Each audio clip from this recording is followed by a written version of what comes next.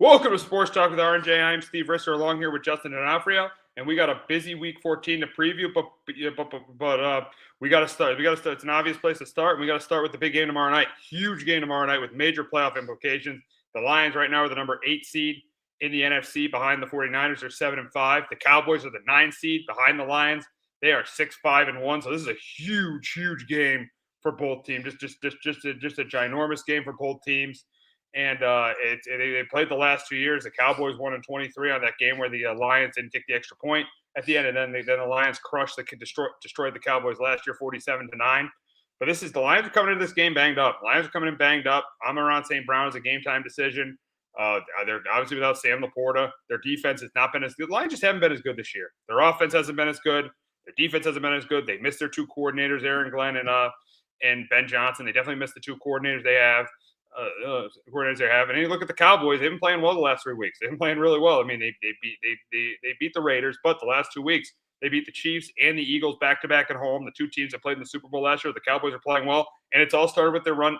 2 things: their run defense has been great since Quinn Williams came. Definitely made a difference, especially with their run defense, and their offense has been great. I mean, Dak led that come from behind win against the Eagles from down 21-0, and then last week Dak outdueled Mahomes on Thanksgiving for the Cowboys to win 31-28 and put them in position to compete for a wild card spot. So this is a huge game. Huge game for both teams. Really critical for both teams. And I think this game is obviously close and competitive. I think it's close and competitive for both teams. I think it's a really good game. But I think the difference in this game is going to be, I think the Lions are going to run the ball a little bit better than the Cowboys. I know the Cowboys have done a good job stopping the run, but they haven't faced a run game like the Lions. They haven't faced a running back like Jahmyr Gibbs. I think Jahmyr Gibbs has a big game. He goes for over 100 yards. I think Jared Goff throws a couple touchdown passes. I do think Dak moves the ball in this game. He throws a touchdown pass or 2. But I think the Cowboys are going to kick some field goals to get into the red zone, and the Lions are going to score touchdowns. I think it's close and competitive, but I'm going to go with the Lions here. I'm going to go with the Lions 27-23 to win tomorrow night on Thursday Night Football to pretty much end Dallas's hopes for a wild card spot. Now, Dallas, even if they lose, could still, we'll get to that later, but they still will have a chance to compete for the division with the way the Eagles are playing. But I got the Lions here. I got the home team here on Thursday Night Football, 27-23 over the Cowboys. But Justin, can Dak stay hot and lead the Cowboys to their 4th straight win? Yeah, I get the Cowboys going on the road this week, 30-24. Right now, I think you made the point too with Quinn Williams and the difference that he's made on that defense.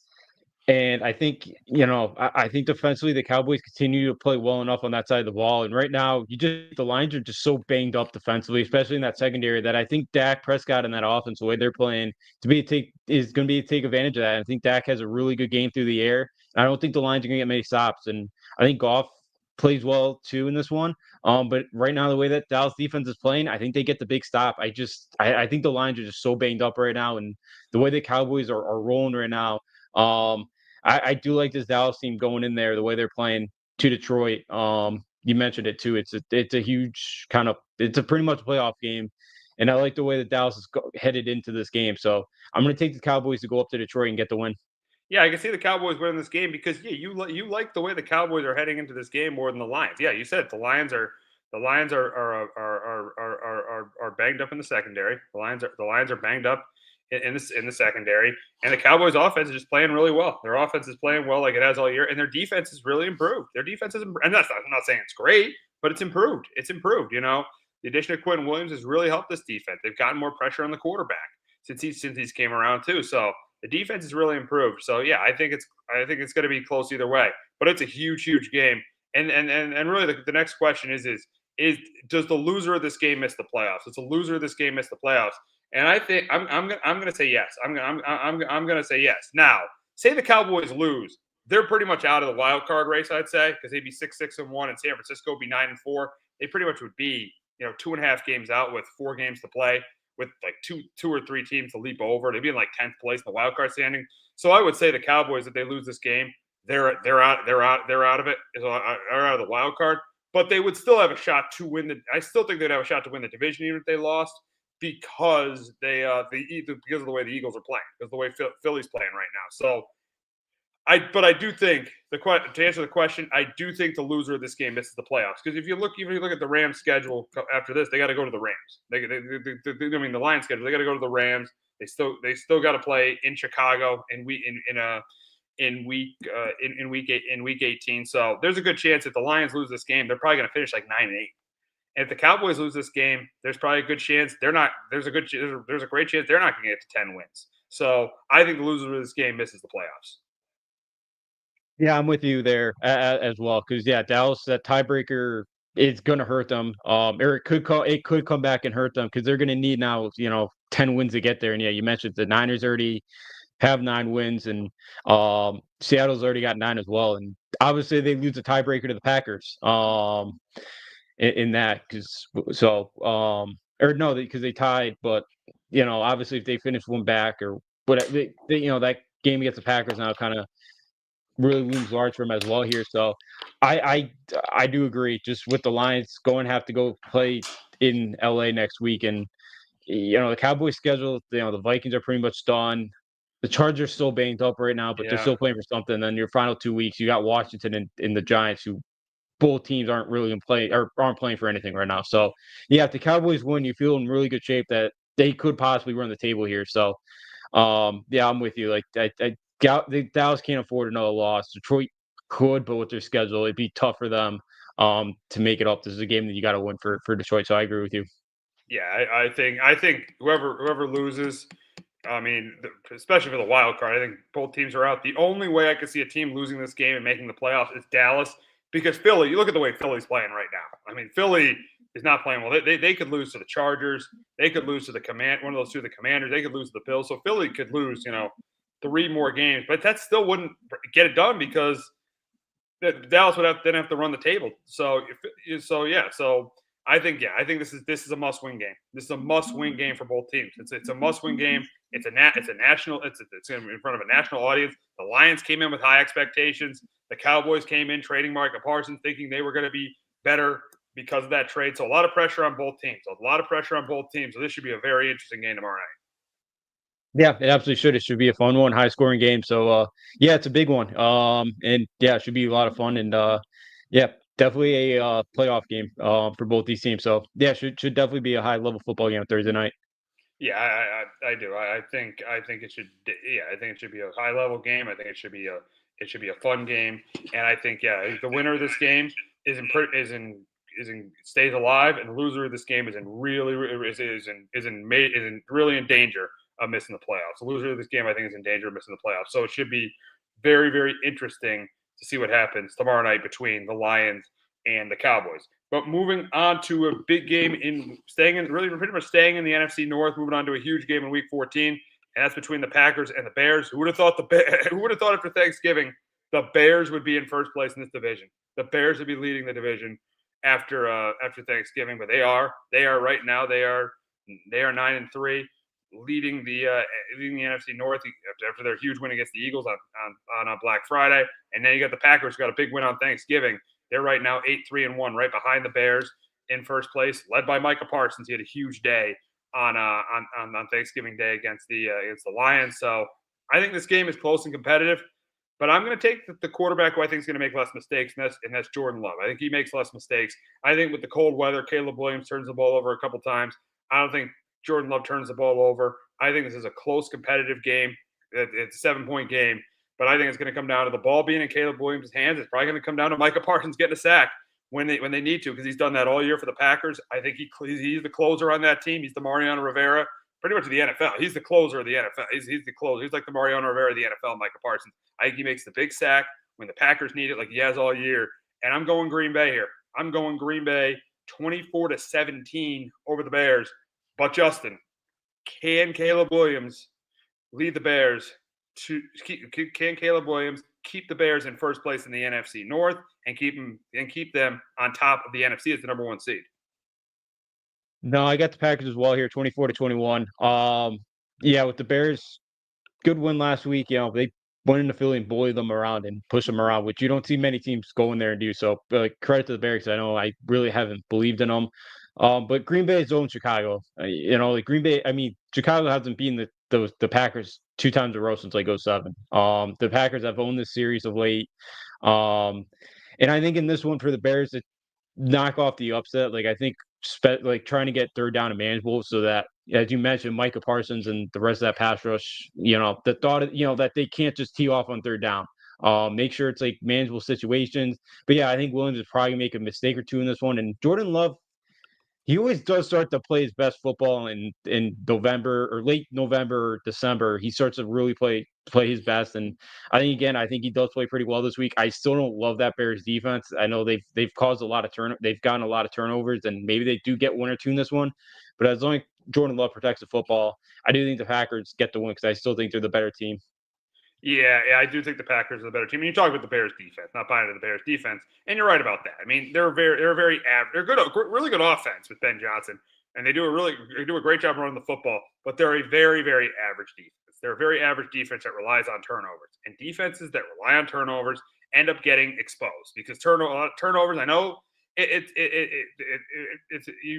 a good thing to do. I mean, it's something that's a positive, but eventually, if you give up a lot of yards like the Bears do, eventually it comes back to bite you. And I'm taking it. That's a big reason why I'm taking the Packers here. Packers clearly have the better defense. They clearly have the better defense in this game, and that's why I'm taking them here. They clearly have the better defense. They've been more dominant in their wins too. The Packers have been more dominant in their wins than the Bears. That's why it's a 6.5 point spread. That's why the Bears are the number one seed and almost a touchdown underdog. That's why it's a 6.5 point spread because the Packers have been clearly more impressive. I know probably the most impressive the Bears have been was last week against the Eagles. So the Packers have been more impressive in their wins. So I think it's going to be a close game. I think it's going to be a competitive game. It's going to be a good NFC North battle. But at the end of the day, I'm taking Jordan Love and Micah Parsons, that combination, to win a big game. This is why they go out and this is why the Packers went out and traded for Micah Parsons for games like Thanksgiving and games like these divisional games, to be the guy who makes the big play in a big game, and he sure did last week. 2.5 sacks last week. He came up huge against the Lions. And I think he gets a couple of sacks this week too. That's why I think the Packers move into first place and move back into first place in the NFC North. Yeah, absolutely. I totally agree with you. Yeah, because Jordan Love last week. It felt like too that they weren't as predictable offensively. Like they let Jordan Love kind of just throw the football around, and the offense looked a lot better than it has. Part of that was maybe with how bad the Lions secondary is banged up right now. But I still think like against his Bears defense, I think Jordan Love should have a big game. And yeah, if the Packers defense can force Caleb Williams into some third and longs, and Micah Parsons and that pass rush can get after Williams, then yeah, it could be a very long day for the Bears, and it could be tough to get much going. So I'm with you. The Love and Parsons with the Packers, and again, like we really haven't seen the best of this Packers team since like week 2 against Washington. Like we know there's a lot more in that tank and now that it's November, maybe, or now that it's December, maybe we see that Packers team kind of start to look like a team we saw like week 1 against like Detroit, or even that Thursday night game with Washington where they controlled that thing and won by double digits. Yeah, and listen, I think the game against Thanksgiving they looked like that team. I think they did. Love was great when he needed to be, and Parsons was great when he needed to be. If Love and Parsons step up, this is a top 3 team in the NFC. It's a top 3 team in the NFC. Yeah, they had some offensive issues in the middle of the season, but I think they're fixing them. I know they had some issues adjusting to Tucker Kraft being out, but I think they're starting to fix them. And Michael Parsons is completely on his game. He's completely on his game. So yeah, I think this is just going to be a fun game. It's going to be a fun game between the Packers and the Bears. It's nice to see these two teams good, 2 original franchises. Should be a fun game Sunday afternoon between these 2 teams, and I think the Packers win close. Yeah, I'm with you here. I think the Packers get it done too, against the Bears, and it's been a great story so far with the Bears. Ben Johnson's really turned around and has energized that fan base. But yeah, this is a huge test, and yeah, it's good this rivalry because it really hasn't meant there hasn't been a big game between these 2 teams in quite a few years. There really hasn't been. There hasn't been. And there will be one on Sunday afternoon at Lambeau Field. Now, before we get to the rest of the Week 14 slate, we got to recap what happened on Monday night. As Monday night, the Patriots embarrassed. A lot of people came into that game, me thinking the game was going to be competitive. It absolutely was not Monday night. The Patriots embarrassed the Giants right from the start. The Patriots drove right down the field, took advantage of Abdul Carter being suspended for a quarter, got a field goal, and then Marcus Jones does what he always does, gets that kick return for a touchdown. what an absolute disaster the Giants special teams were in the first half with the punt return for a touchdown, the miss the missed field goal, which everyone's going to remember. That was Oh, pathetic. That was pathetic from Younghoe Koo, and then the fumble after the kickoff. So just an absolutely pathetic performance by the Giants. Patriots, they rolled to their 10th straight win on Monday night, and we'll start with the Giants. And we'll start with the one play in the game, which I think was a little bit controversial. The one play in the first quarter when Jackson Dart ran was running on second down and just almost got the first down, but Christian Ellis hit him out of bounds, which I thought was a legal hit. Jackson Dart has got to learn to get out of bounds. He's got to learn to get out of bounds there. So I actually didn't think that was a dirty hit. Now I felt some dirty hits the Patriots had. Other dirty hits, Jalen Hawkins penalty on Theo Johnson. I thought that was a dirty hit. I even thought the Gunnar Olszewski fumble, even though that's within the rules, that was kind of a dirty hit too. That took Gunnar Olszewski out of the game. So the Patriots were hit. They were hitting on Monday night. But I don't think that hit was dirty. I thought the hit was clean. And to me, the Giants need to start telling Jackson Dart to get out of bounds. Now, I don't know if this interim head coach, if Kafka's going to explain that to him. So I think we're going to see it this year. But whoever comes in as the Giants head coach next year needs to tell Jackson Dart on plays like that, you got to protect yourself. Yeah, I know after the game he said, I'm always fighting for those 2 yards or whatever, but it's like, no, dude, you gotta just get down and You got to get it's down. okay. You'd rather have live for it to see another play. You know, you don't always need to fight for those two. You don't. You love to see the competitiveness, but you're 2-10, you know, but kind of save. I thought it was a clean hit too. I did think he hit, I thought that was a clean hit as well. Yeah, the Hawkins one wasn't great. The Gunnar Olszewski, I'm like, his paint got knocked his helmet. Yeah, I know. Yeah, After that, you haven't seen that before. Yeah, because even the rule answer was like, yeah, because he's not a defenseless player, which is I don't get, but like a wide receiver in that situation, aren't they defenseless? Like I don't, it's one of it's weird, but yeah, they said it's within the rules. But yeah, I thought the Patriots. I don't know the last time they scored 30 points in a half. Their first half looked really good. Drake May played well, but it was a nice rocking chair victory. I thought the Giants were gonna keep competitive too. I thought the Giants were gonna cover, but Pat's defense too, right off the start, looked good. That's kind of been a struggle for them most of the year. So yeah, another great win for the Pats heading into the bye, and I thought Vidarian Lowe played really well. I was very worried headed in, but thought he did well, and I thought the offensive line did a pretty good job. Yeah, he did. I mean, not having Abdul Carter on the field helped early in the game, but yeah, Vidarian Lowe he played a really good game. He did play a really good game, and it gives you some confidence going forward when they play the Bills and the Ravens after the bye week. So yeah, Vidarian Lowe played a really good game. But going back to the Giants, and we'll start with Mike Kafka and the performance Monday night. Does this pretty much eliminate him from having any chance to get the job? I'm going to tell you right now, in my opinion, I think last night, Monday night showed you that he has a 0% chance of getting the head coaching job. 0% chance. Abdul Carter starts with Abdul Carter, still missing mandatory meetings. That's the first thing. You haven't fixed that problem. That was going on when Brian Daboll was there. You haven't fixed the problem with Abdul Carter. And secondly, the special teams is number two. The special teams was absolutely terrible. I mean, that was awful with Daboll, and it continued to be awful with Kafka. He was just so in over his head on Monday night, and the special teams was awful. And then number three, two instances in the game where that show you why he should not be a head coach, because he played that game not to lose. 4th and 1 from your own 40 when it was 27-7. Fourth and inches, just go for it. What do you have to lose? You're 2-10. Just go for it. He coached the Detroit game not to lose. So he goes and he coaches the Detroit game not to lose, and he coaches this game conservatively. It's like he's all over the place. I mean, why you established you were going to be aggressive the first two games, and I appreciated that. But then you come into this game being conservative. You punt the ball in 4th and inches, and then the other one when they were down 15 and the game was not mathematically over. Pretty much was over because you knew there was no way. You knew after halftime there's no way the Giants were coming back. But when the game was mathematically still. When they were mathematically still alive in the game, why are you punting down with 8 minutes to go? Why are you punting down 2 scores with 8 minutes to go? So he showed me Monday night why he has a 0% chance to be the Giants head coach. Justin, do you agree? I know, I agree with you. Yeah, that was not a great coaching performance by Kafka. I know you guys have been very high on him, and right, you guys have blocked him for a couple jobs, but yeah, I don't think that's I don't think he's gonna get the job because yeah, you're right. First couple games he was he was aggressive and that's kind of what you want your intern coach to kind of be aggressive, especially like in the position you guys are in right now. So that was yeah, and then this one he was very conservative. Made some mistakes. So I agree with you. I agree with everything you're saying that yeah, he's not gonna get this job and you know, I do think you need to go in a head coaching direction with somebody that does have some experience. I don't think you guys can go the first year guy that's never been head coach before. I just think it's time to try something new.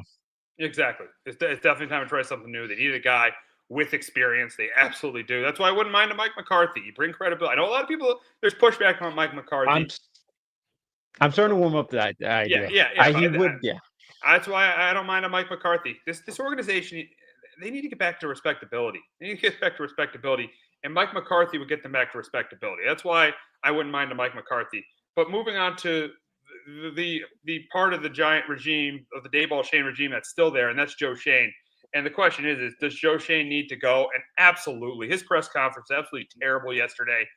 As we know, Dayball was a big reason why Jackson Dart came. But in his press conference, Joe Shane said, "Oh, we knew about Jackson Dart long before Brian Dayball liked him. Come on, just stop with the fan base. Just stop. You're talking about mistakes he's made and how we won't make them again. Stop. You've made way too many mistakes here. You've been as bad or even at worse than Dayball's been. You've been as bad or worse than Dayball's been. You've done a bad job as a general manager. You need to be fired. I mean, there's no question. Joe Shane needs to be fired. There's just no question. And then when he was walking out the door yesterday, Jordan Renan asked him about, is a head coach, gonna not want to work with you if you stay as the general manager. He quickly answers, "Oh, with the guys we called, we'll be able to fill the spot." Answers it in like 5 seconds and walks off. He's in some trouble. I think he's in some trouble. And and pretty much 99% of the fan base wants this guy fired. 99% of the fan base wants him to completely clean house. They want Joe Shane fired because, he keeps blaming people. He blames Dayball. I mean, listen, Dayball deserved to be fired. Blames Dayball. He's gone. They blame Shane Bowen. He's gone. And don't get me wrong, those guys deserve to be fired as well. But there's no one else to blame anymore but yourself. And that's why at the end of the season, there is no way that Joe Shane should be the general manager of this team. I agree with you. Yeah, that press conference yesterday was not great. I heard he was even 40 minutes late to his own press conference. 40 minutes late. Yeah. He's in trouble. He's in trouble. Yeah.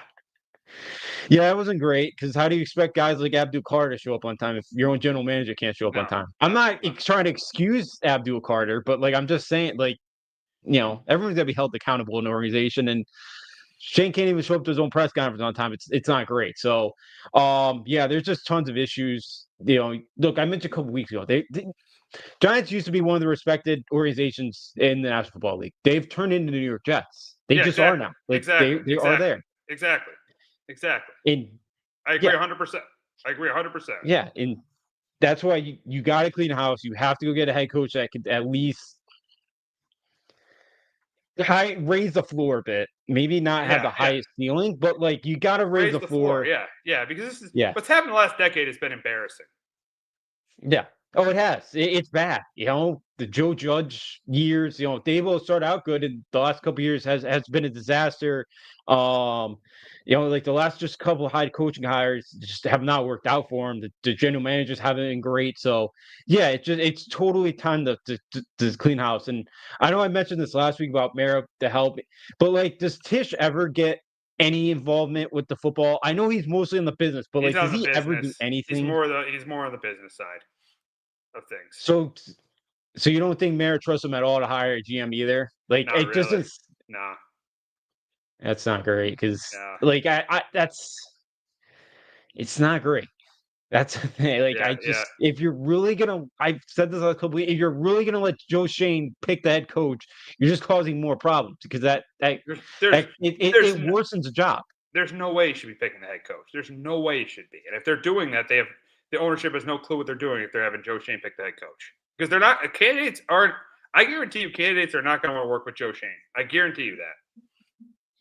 And I wouldn't either because that GM that hires you might be gone the next offseason, and that head Yeah. coach is now fighting for his job in year 2. Yeah. So why would a coach want to deal with that when there's maybe better, maybe there's not a better option, but maybe there's more long term, they might be there longer at a different spot. So yeah, it's not great. And the Giants are just a total mess right now. And they totally got a clean house. They should get rid of Shane, but it really doesn't seem like that's going to happen, at least right now. So you hope at some point Merritt does it, but yeah, it's time, because his press conference yesterday was a disaster. The culture in that locker room you got to start fresh. And I know it's only been a couple years, but I know it's time. It really is, just to get everything out of there and start a whole new regime.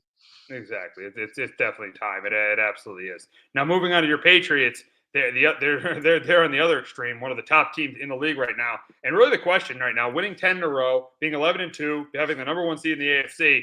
The big question is are they the favorite to go to the Super Bowl in the AFC? Justin, I'll let you go first. I think they are. Wow. I'm gonna say it. Wow. I just, in the AFC right now, the Chiefs have to get. If the Chiefs are in, sure, maybe I give it to the Chiefs. But I can't trust the Ravens right now. I can't trust. My number 2 right now would be the Houston Texans, but they A lot of also people are have to saying fight to that, get yeah. in. Yeah. A lot of people are saying that, the Houston Texans, yeah.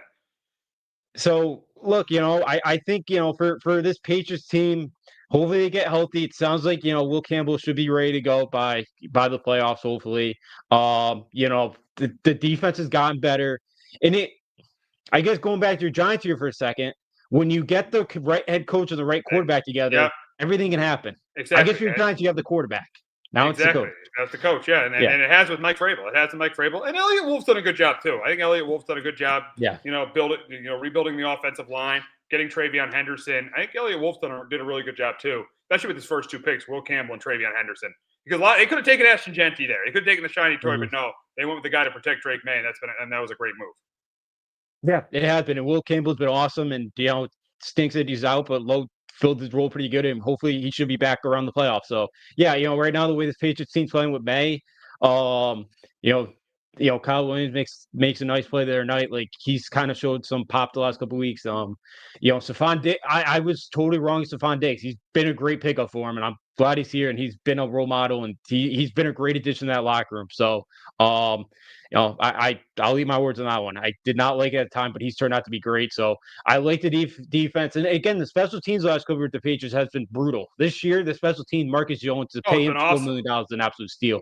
I don't know why teams still punt to him. I know. Giants, of course, punted him on Monday night, yeah. Yeah, they did. And, he made him pay. So, yeah, I think the Patriots, because I don't want to say it's a make or break year, because I don't think it is for them to get the Super Bowl, but the path is there for them, where there'll be a part of me, if they don't get to the Super Bowl this year, I'll be a little bit disappointed, because the Bills are kind of a mess. Lamar Jackson and that I don't think is totally healthy right now. They have some issues. The Chiefs are having a down year. And obviously the Bengals defense is still just a total train wreck. But they'll be up in Denver. They just play down their competition. I can't trust Denver. So for me, there's be a bit of disappointment if they don't get the Super Bowl, because it is open for them this year, because I do think the way they're playing, they've been great on the road. The way they've been playing, I feel like they should get there. I know it's the first year for this core to get to the playoffs, but the way the AFC is, I'd be a bit disappointed they don't get there. I'm still going to say the Bills. Even if they don't win the division, I'm still going to say the Bills. And I got Denver number 2. I got the Patriots number 3. I think the Patriots are absolutely a contender. But I'm gonna go with the Bills. I'm gonna go with the Bills because I don't think they lose a game for the rest of the season. I think Josh Allen is so good in the month of December. I don't think they lose. I think the Bills win out. Now I think the Patriots still have a really good chance to win the division, because if they're tied, the Patriots will get the tiebreaker. But I don't think the Bills lose for pretty much until they get to the Super Bowl at this point. Because I look through their schedule, I like them against Cincinnati. I mean, we'll get to their game against Cincy this week, but I'm pretty much spoiling it. I like them against Cincy. I like him against you guys. I don't think Josh Allen's going to lose twice to the Patriots. I like him against the Browns. I like him against the Eagles. And I like him against the Jets. I look through that schedule. I like Buffalo, and I think they ride that momentum into the playoffs. And I think this is the year of Josh Allen. I do. I know they've had their issues with their run defense and receivers not being able to beat man coverage, but I just think he's the most experienced. He's going to be, because Kansas City is just hard to say they're going to win right now, being where they are at 6-6. Now, I wouldn't be surprised if Kansas City ran the table and made the playoffs. I wouldn't be surprised if the one team in their spot in the 10th seed at 6-6 that you would say that for. So I wouldn't be surprised if they ran the table. But I'm still going to say I picked the Bills before the season to win the AFC, and I'm going to stick with it. I'm still going to say the Bills, and I'm going to say Denver number 2 because Denver has probably the second best defense in football and one of the best coaches in football. And yes, listen, and it's no disrespect to New England. They're 11-2, but they've played a lot of bad. They've beat a lot of bad teams to get to 11-2. A lot of bad teams. I know they've been more impressive. They've been impressive against the Giants. They've been impressive against the Titans. They've been impressive against the Browns. They've been impressive against those teams, but they've beaten a lot of. They played pretty much all the teams are picking in the top 5. They played the Saints. They played the Titans. They played the Raiders. They lost to the Raiders, and they lost to the Raiders too. And they lost to the Raiders too. So they pretty much played all the bad teams. So I would say I'd say the Patriots are top 3, but I would put Buffalo ahead, and I put Denver ahead of them. I put those 2 teams ahead of the Patriots, but the Patriots are definitely Super Bowl contenders. Seeing that their roster is definitely improved from where it was the year before, and seeing the coach and quarterback that they have. Yeah, no, they do, and I get it with them being third because the Bills. I just with the Broncos right now. Bo Nix is great the fourth quarter. I don't know what you know. Yeah, you don't know what Bo Nix is getting for 3 quarters. You don't know what Bo Nix is getting for 3 quarters. Yeah. That's my word with the Broncos right now. So with this Patriots team, like they haven't blown them out. They've been blowing out a ton of teams, and look, they've gone to Buffalo, they've won. They've gone to Tampa Bay, they've won. We'll see the next couple of weeks after the bye with the Bills and the Ravens, see where they're really at. But because they've had that one bad loss to the Raiders, but since week 1, this has been a different football. Or I should say since week 4, because that Steelers game they should beat the Steelers. They turned the ball over 5 times, 4 of them I think were in the red zone. So the way Drake May's been playing, he's been really good at cutting down his turnovers the last couple of weeks. I'm and he still doesn't have great wide receivers. He's got good wide receivers, but it's not like he's good. But they don't have an elite guy. They don't have an elite guy. Receiver. They don't, and he's still completing over 70% of his passes, which is insane. And I think that's McDaniel's scheming some stuff up. They've got guys are getting open, and the defense is getting better, and the injury health's been pretty good. And hopefully Milton Williams too is gonna be back around the playoffs. So I just think the way the Patriots are playing, they can get home field up in Foxborough. We know the weather can be, in the Patriots' favorite in the month of January there. And now that running game's getting going with Stevenson and Trayvon Henderson, that's been great. So I really think right now the Patriots, it's tough to call anybody favorite in the AFC, but I do think the Patriots right now are playing the best football in the AFC right now. They're playing really well. Winning 10 in a row. Now, you talked about Drake May, and speaking of Drake May, right now, seeing the game Stafford had, seeing the 2 interceptions Stafford had and their loss, the Rams lost to the Panthers, because it was him and Stafford going into the week as the 2 front runners for MVP. But then Drake May had a great game on Monday night. Right now, should Drake May be the MVP of the league? I'll let you go first on this one too.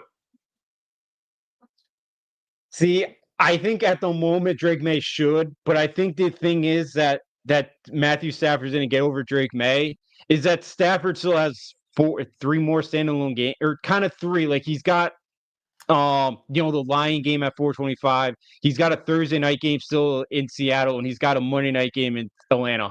I think because I know Atlanta stinks, and I know maybe the Lions could be out of it at this week, but I think because he's got a couple more standalone games on national TV, I think that might give him the edge, especially if he tears it up in those games where Stafford gets the edge. Yeah, because he was a big reason. He was pretty much the reason they lost to Carolina last week, and Drake May's done a really good job. But at the moment, that Bills game, I don't think he's going to get flipped out at this point, right? It's too late. It's too late. Yeah, it's still going to be a 1 o'clock game, yeah. So which is just ridiculous because the Cowboys and Vikings should not be Sunday Night Football. Especially if the Cowboys lose this week and the Eagles win. You could have 2 teams that are out of the playoffs playing on Sunday Night Football. But, we got to keep the Cowboys in prime time. Yeah. Ridiculous. Oh, we got to protect them. Of course you do. Yeah. Yeah, they can only play at 1 o'clock twice a year. That's about it. Why don't you keep Micah Parsons? Then you can stay in prime time. Why don't you do that? Yeah, absolutely. So that's why I think too, Stafford's just gonna get it because he's got prime time. Because that Seattle game could be first for one seed in NFC. Yeah. So I think that's why Stafford's gonna end up winning it. I think at the moment Drake should. But I think because of the standalone games, Stafford's going to get the edge because I think if he has a couple of good games against those guys on national, on standalone moments, I think he's going to get it. Right now I say Drake May's the MVP, and I think he's gonna. I think there's a good chance he ends up getting it because looking at this Patriots schedule, I think they're gonna win the division. I think they'll lose to Buffalo, but I think they'll win the division because I think they beat Baltimore, and I definitely think they beat the Jets and Dolphins. So I think they finish 14-3 and have a really good chance to end up with the number one because Denver's still gonna play Kansas City, so I think they lose that. So there's a really good chance the Patriots could end up with the number one seed. If they end up 14-3, get the number one seed, Drake May's the MVP. Drake May is definitely the MVP, definitely the MVP of the league. So I think right now right now he is, and I think he's got a very, and I think he's gonna be. I think he has a very good chance to be it by the end of the season. Yeah. Yeah, totally. And I hope you're right. I hope he ends up getting them because he's definitely deserved it. And look, he doesn't win this year. He's going to win one of these, eventually. He's been that good this year, and he's been a huge part of the turnaround. And him and Mike Vrabel have been unbelievable. So, I think he's the best deep ball thrower in the sport right now. Yeah. Jason McCourty said it in Week 7. Jason McCourty said it when they were doing the Titans game in Week 7. Best deep ball. Throws the best deep ball in the league. Yeah. All of them are. He's on the money every single time. So I hope you're right. I just think because of standalone moments that Stafford might get, especially Thursday night, get Seattle in a couple weeks. I think that's why he might get the edge. So because now that the Patriots Bill game's gonna be hitting at 1:00, so I think that could hurt May. But yeah, I'm hoping you're right here, and I'm hoping he does get the MVP because he's absolutely deserved it. So he's been awesome. And again, to that Raider game, I was a little worried, but I should have given him more than 1 week. Yeah, exactly. And now moving on to Mike Vrabel, wrapping this up and moving on to Mike Vrabel. Should he be the coach of the year this year? I'm going to say it's between him and Ben Johnson, but I'm going to give the edge to Ben Johnson because I did have a little bit of higher expectations for the Patriots. I thought the Patriots would be a team would be right in the wild card race this year. It'd be like a 9-win team. The Bears, I thought, would win like 6 games. So I never thought they were going to be in first place in the division. So I didn't think the Patriots would be winning their division, but I definitely didn't think the Bears. I thought they'd be in last place in their division. I thought the Patriots would finish second in their division. So I'm going to say I would give it to Ben Johnson, but it's close between Mike Vrabel and Ben Johnson. That's close. I'm going to go with Vrabel. Look, the Bears, they beat up on a lot of bad teams. I gave him credit for going to Philly last week and bullying them the way they did.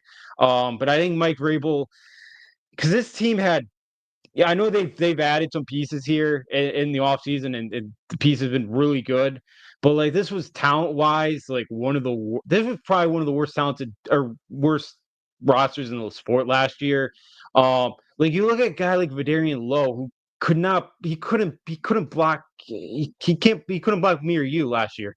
And see, he made the 1 start last week and he looked good. Like this team has really developed under Mike Vrabel. The guys in the locker room have said it's been a huge difference between Mayo and Vrabel. Like I think he's done such a great job with this roster. I get the Patriots beat up on a lot of bad football teams too, but like if they run the table, go 15-2, even 14-3, where the Bears could lose a couple here down the stretch, I think Vrabel does deserve it. Especially the way that Ben Johnson did a really good job with Caleb Williams, and he's looked a lot better this year. But if Mike Vrabel, and Drake May here go like 14-3, and the way Drake May's looked, and it's like the Patriot roster.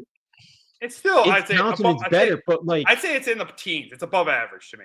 Yeah, like the teens. Yeah, like it's above average.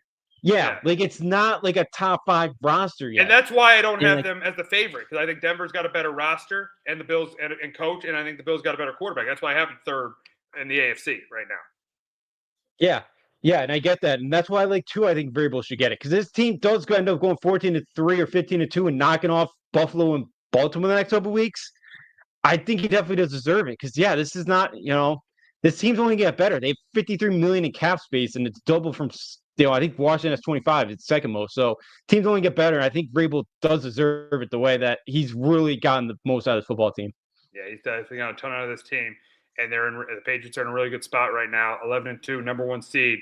They're back in action, not this week, but next week against the Bills. They win that, they will clinch the AFC East for the first time since Tom Brady's last year in 2019. So we will move on to, speaking of the Bills, we'll move on to their game this week as they will host the Bengals. Bengals got a big win last week to go to save their season with Joe Burrow's return. He played really well in the second half. You have Josh Allen and the Bills, though, got a big win against the Steelers, led by James Cook running for 145 yards. So this game, I think, is close and competitive, but I'm going to take the team that the team has the better defense. I'm going to take the team that's going to run the football better in the cold weather. I think this is close and competitive. I think both quarterbacks play really well. I think Josh Allen's a big day. I think Joe Burrow plays well. But in the end, I'm going to take the team that has a better defense. I'm going to go with the Bills here. I'm going to go with the Bills to go to 9-4. I'm going to go with the Bengals to go to 4-9. I got the Bills winning this one 31-24 over the Bengals. But Justin, can Burrow lead the Bengals to their second straight win and keep them in the race in the AFC North?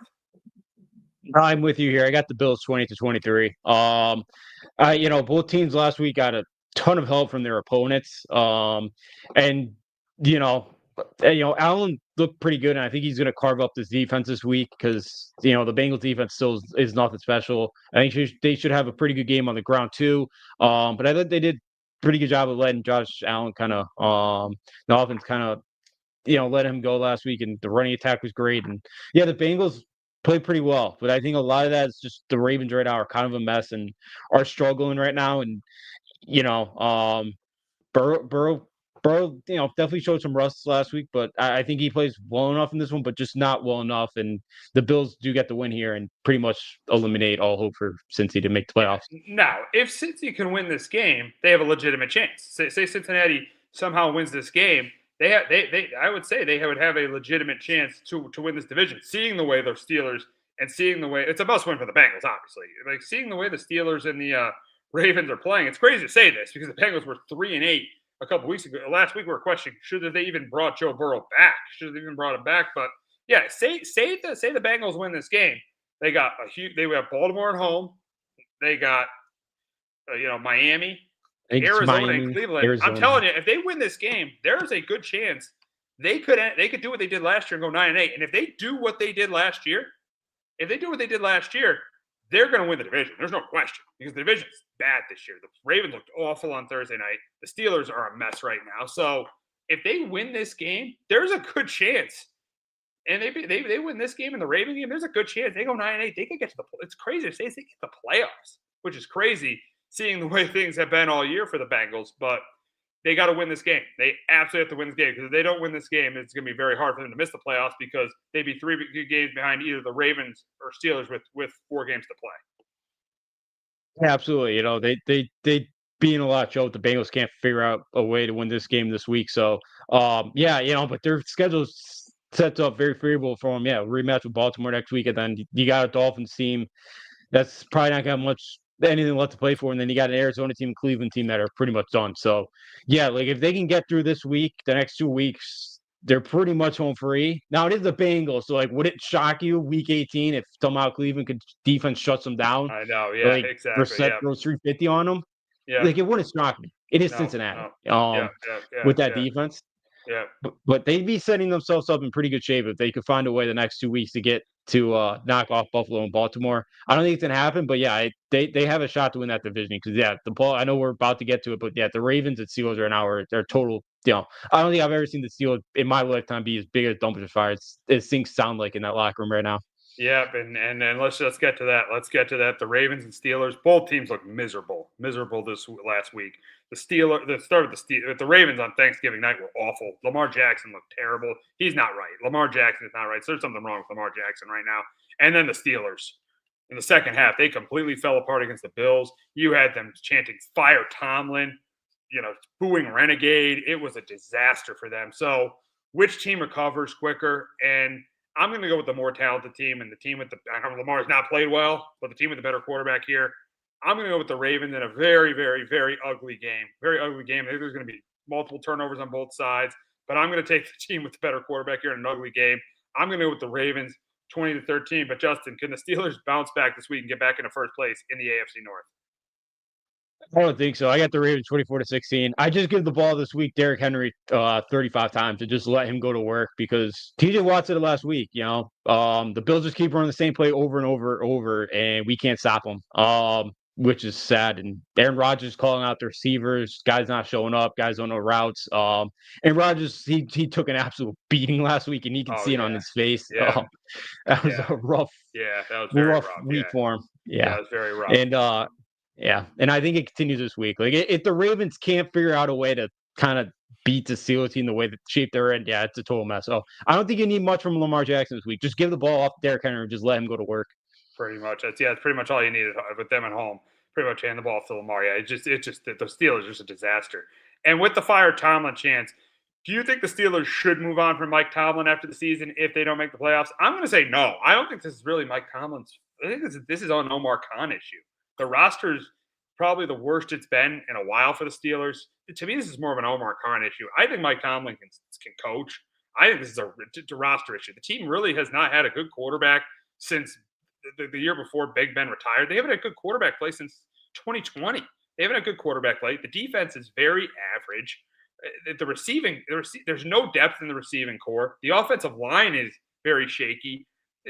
I think this is more of a roster issue than it's a Tomlin issue. I know the fans want Tomlin out. I think Omar Khan should be fired. I think that's the move the Steelers should make. I don't think Mike Tomlin should be fired.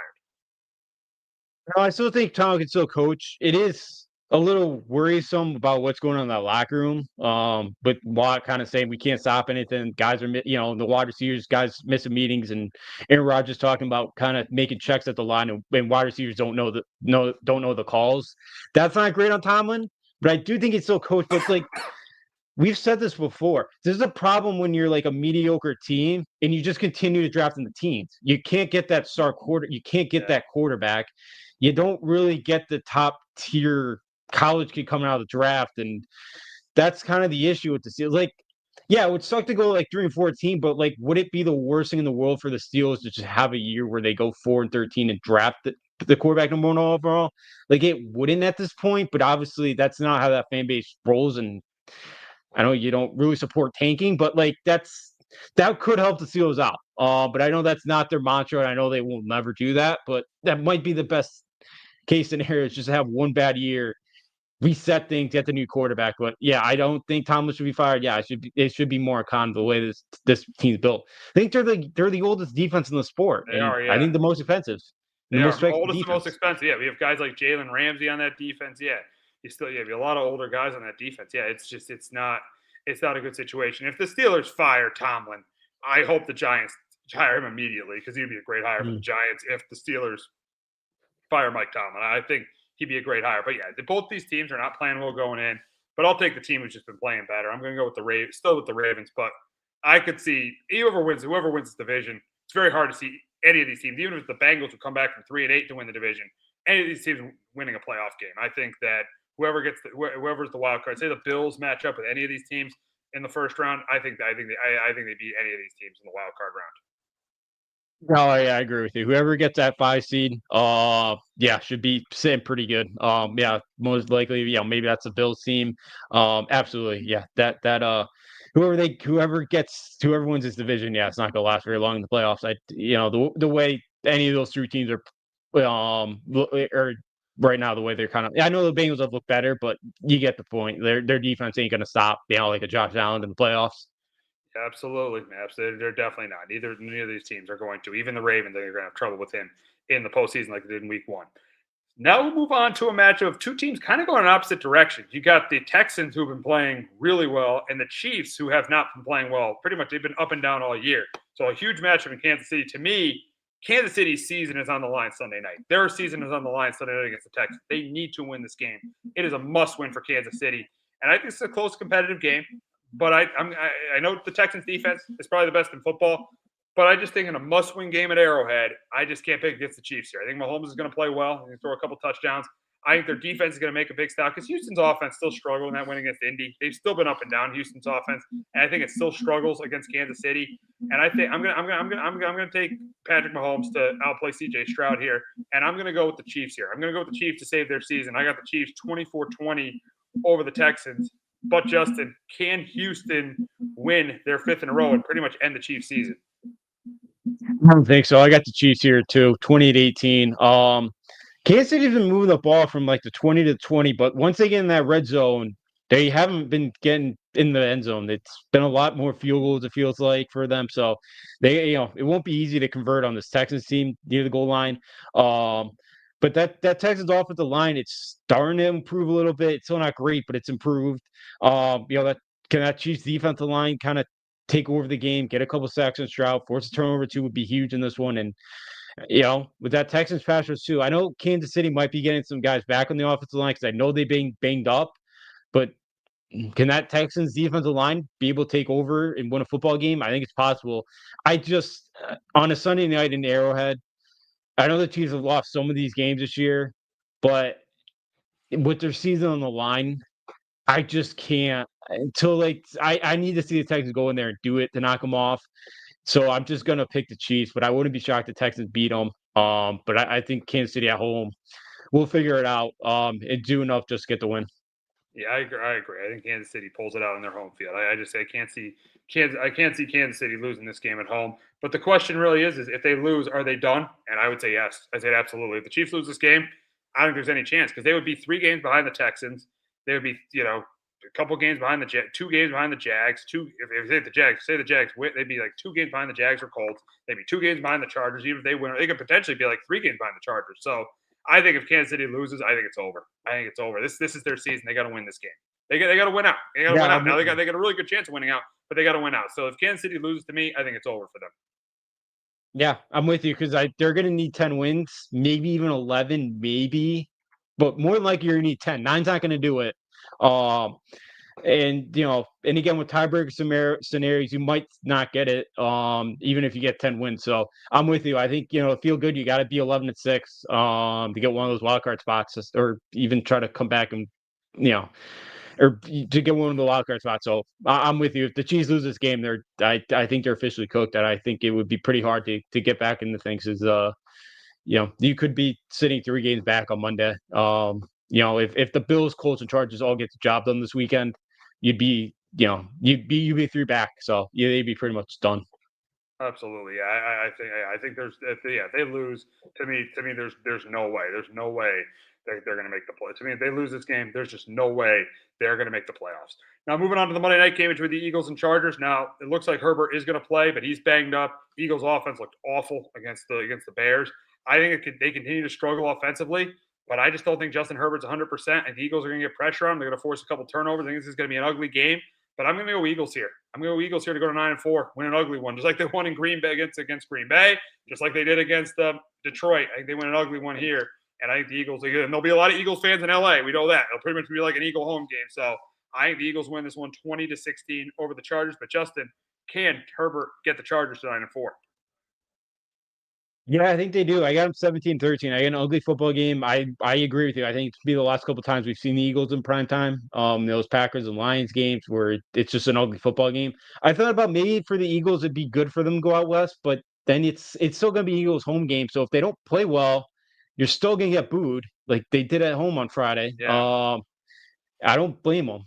And look, I know you got AJ Brown 10 catches the other day, but you still haven't got Barkley going. Like one of these weeks, you just have to give the ball to Barkley 25 times and just let him go, let him win you the football game. So this Eagle team just hasn't looked good. I know the Chargers are really banged up too, but if Herbert's in there, which it sounds like he will be, I think he does just enough against this Eagles defense. We gave up a ton of rushing yards last week. I know, they got kind of a couple extra days here, but this Eagles team just feels like 2 years ago, where they're gonna probably back themselves into the playoffs and probably be eliminated in the wild card round. Like it just doesn't seem right again in Philadelphia, and I like their offense isn't getting fixed this year. Like it's too late for me to believe that they can really fix this offense with enough time to really be a series contender. I feel like so. I'll take the Chargers on Monday night at home to get the win. Yeah, I agree. I think the Charge. No, I don't agree. I think the Eagles pull it out, but an ugly one. And you're right about. I agree with your point. With it looks like 2023. It looks like an Eagles team because I picked them to go to the Super Bowl before the season. I've moved off of them. I moved off of them in Week 6 when the Giants lost them, and they've officially moved off of them. Now I just think with the way the offense has been playing this year, with Kevin Patullo who needs to be fired, I think they haven't played well. So I could very easily see the Chargers winning. If Herbert was healthy, I think the Chargers would win. But I think Herbert's health is going to play into it. That's why I think the Eagles win. But still, I don't think the Eagles make a run in the playoffs with the way they are playing right now. Now we'll move on to a matchup in the AFC South between the Colts and the Jaguars. I think it's a close and competitive game, but I'm going to go with the home team here. I think they're going to run the ball with ETN, and I think Jacksonville's going to sack Daniel Jones a couple times because Daniel Jones is not right now. He's not right. He's not healthy, and I think he's going to turn the ball over a couple times, get sacked a couple times. And I'm going Jags here because the Jags have the best run defense, so they're going to contain Jonathan Taylor. And we've seen all year when teams contain Jonathan Taylor, the Colts offense is nowhere near as good. So I am going to take the Jags here, 21-14 over the Colts. But Justin, can the Colts rebound this week and get back into first place in the AFC South?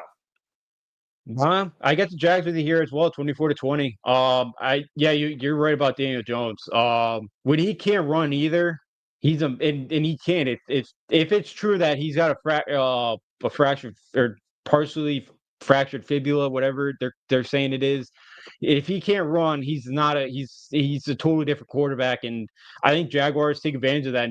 I'm with you as well. Like I think Jaguars defensively, the D line, I think they do kind of bottle up Jonathan Taylor this week, and I don't think that Daniel Jones makes enough plays through the passing game. I guess the Colts too haven't won in Jacksonville since 2014, and Lawrence has played well against them. He's 5-2 with 11 touchdowns, only 3 interceptions. So Lawrence has played well, and doesn't sound like they have Sauce Gardner either for maybe the next couple weeks. So I'm going to take the Jaguars here at home. That was a nice victory where I thought maybe Tennessee would give them some problems last week. They didn't.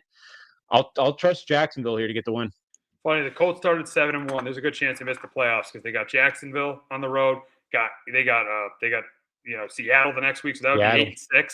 They do host Jacksonville, so maybe they rebound there. But the last two are at Houston and San Francisco. There's a very good chance they could finish 9-8 and miss the playoffs altogether. So I would not be surprised about that.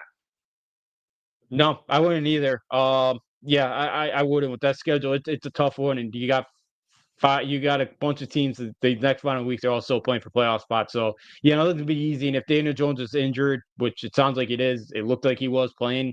I think it could be an ugly couple of weeks here for the Colts where it started out so promising, but I'm with you. I think this thing could really turn faster for Indy. It could be a rough last couple of weeks for him.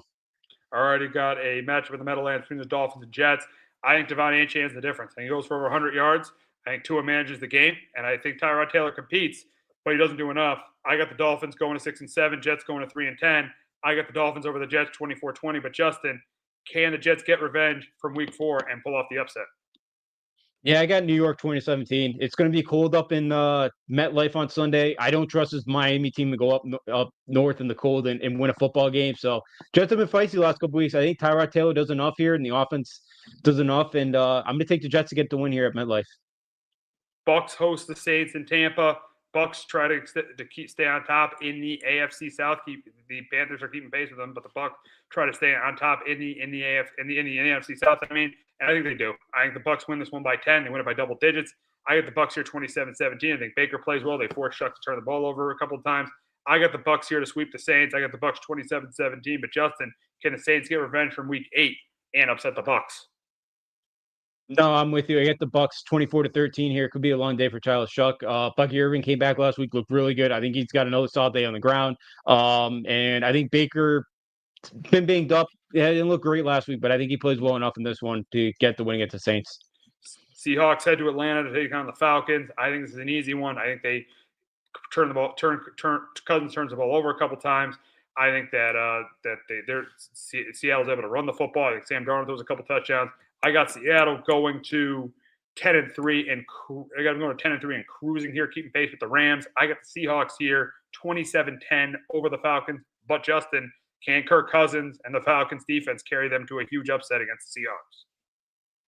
No, I get Seattle too, 21-10. Darnold doesn't look great the last couple of weeks here, and if the Falcons passers can get in his face and make him panic, I think they need to keep it close. But I think on the other side, Kirk Cousins have a rough day, and I don't think they're gonna be able to move the ball much at all offensively. And Seattle's offense does enough here, and they win by double digits on the road. All right, Rams visit the Cardinals this week. Cardinals 3-9, Rams 9-3. I think the Rams bounce back this week. I think Matthew Stafford is a huge week, throws 3 or 4 touchdown passes. I think the defense forced a couple turnovers from Jacoby Brissett. I got the Rams here by 2 touchdowns. I got the Rams 31-17 over the Cardinals. But Justin, can the Cards hand the Rams their second straight loss? Same score as you, 31-17 Rams. And yeah, I think they bounce back. Stafford, one of his worst games of the year last week. He was a reason why they lost a football game. I think he bounces back. I think he plays really well in this one. And Cardinals they played a lot of close games this year. I think this is one of the weeks where they kind of get blown out. Not sure how much more fight this team has. Yeah, I played a lot of close games, but yeah, this might be the week where they do. You're right about that. And the last couple of division opponents have gotten blown out too, the Seahawks and the 49ers. Now, meaningless game in Minnesota between the 4-8 Vikings and the 3-9 Commanders.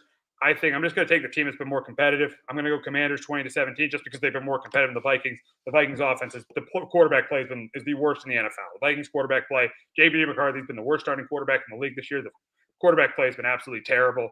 And I think if Daniels plays, I think the Commanders definitely win. But even if Mariota plays, I think the Commanders win. I got the Commanders here, 20-17 over the Vikings. Justin, who you got here? I got Vikings 21-17. If Daniels does play for Washington, I do think the Commanders win. But I'm going to take the Vikings with that defense. I think that's the best unit on the field on Sunday. I think Minnesota's defense converts a turnover or two in this one, and I think the Washington put everything in stock into that Sunday night game. They end up losing it in overtime. Now going on the road for a 1 o'clock game. I think Minnesota does enough defensively, and I think Justin Jefferson has one of his better games of the year because that Washington secondary. All righty, we got a matchup in Cleveland between the Titans and the Browns. Shedeur Sanders making his third start.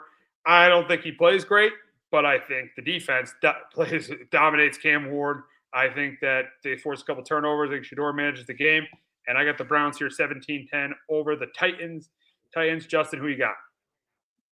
Yeah, I got Cleveland 16-14. Should be an ugly football game. I think Sanders just does enough in this one. Myles Garrett should be, could very well get the sack record this weekend against Tennessee in that offense. I think the Cleveland defense is the difference in this one, and Titans defense. So the one bright spot they have is that defensive line, but I guess Cam Ward, you hope, but that defensive line is kind of the one bright spot that they have. Yeah, with Jeffrey Simmons, that is the one bright spot they have. Now to wrap up, we got the Broncos and the Raiders. The Raiders gave them a game in Week 9 in that Thursday night game. But I think in this game, again, it's a close game that Bo Nix, is shaky in, that the Raiders compete in. But I think at the end of the day, the Broncos make the big stop. Bo Nix makes the plays in the fourth quarter, and I got the Broncos winning 27-20. But Justin, can the Broncos get revenge from Week 9 and win their 10th in a row? No, can the Raiders get revenge from Week 9 and end the Broncos' 9-game winning streak? No, I'm with you here. I got the Broncos 20-15. I'm with you. The way the Broncos, they just play down the competition. Bo Nix doesn't play well until like the fourth quarter, and he played great in that overtime last week against Washington. Even the defense gave up some yards to Marcus Mariota. So I do think the Raiders keep this thing close. I wouldn't be shocked if they blow them out, but I think Mike Trezzy can make a couple plays in this one. Maybe they score a defense touchdown or two, but I think it's gonna be another rough one for Geno Smith. They got to get the ball quickly out of his hands because he holds on to it way too long at times. Oh, absolutely. Yeah. You're right about that. Geno Smith definitely holds on to the ball too long. Well, that's going to wrap up this episode of Sports Talk with R&J. But we're going to be back in about 15-20 minutes talking about another unveiling of the college football playoff rankings and getting you ready for championship week in college football. So make sure you tune in for that.